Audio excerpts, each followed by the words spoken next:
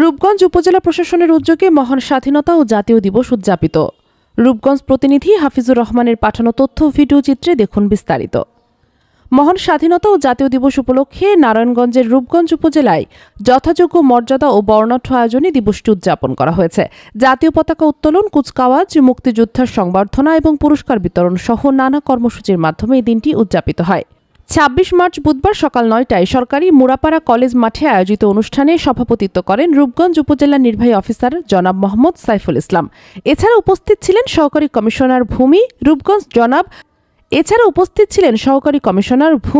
রূপগঞ্জ জনাব তারিকুল আলম, পূর্বাচল সার্কেলের সহকারী কমিশনার ভূমি ওবায়দুল রহমান সোহেল, সিনিয়র সহকারী পুলিশ সুপার মেহেদি ইসলাম এবং রূপগঞ্জ থানার অফিসার ইনচার্জ লিয়াকত আলী ও বিভিন্ন শিক্ষা প্রতিষ্ঠানের শিক্ষক, শিক্ষার্থী ও বিশিষ্ট ব্যক্তিরা উপস্থিত ছিলেন।